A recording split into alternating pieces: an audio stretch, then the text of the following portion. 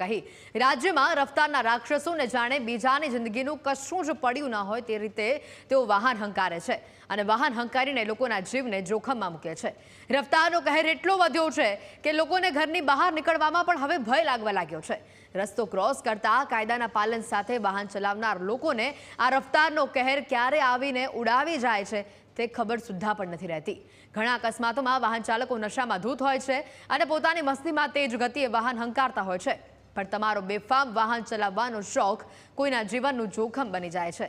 આ જુદા જુદા દ્રશ્યો એ વાતનું ઉદાહરણ આપે છે કે રાજ્યમાં માત્ર 10 દિવસમાં બેફામ ગતિએ અકસ્માતની 9થી વધુ ઘટનાઓ ઘટી છે, છતાં પણ રફતારના રાક્ષસોને કોઈ વાતનો ભય નથી।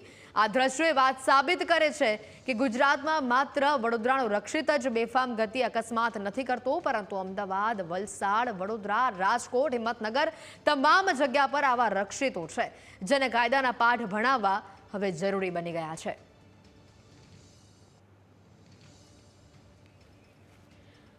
ત્યારે આ દ્રશ્યો પણ આપણે બતાવી રહ્યા છે। આ પહેલા નડિયાદના તમે આ દ્રશ્યો જો અને તે બાદ વડોદરાના આ દ્રશ્ય આપણે બતાવી રહ્યા છે। વડોદરાનો આ રક્ષિત કાંડ હજી ભૂલાયું નથી અને ત્યાં ફરી એક આવી ઘટના, તો બીજી બાજુ નડિયાદમાં પણ એક આવી જ ઘટના બની જ્યાં કાર ચાલકે એક બાઇક ચાલકને ઉડાવ્યો હતો।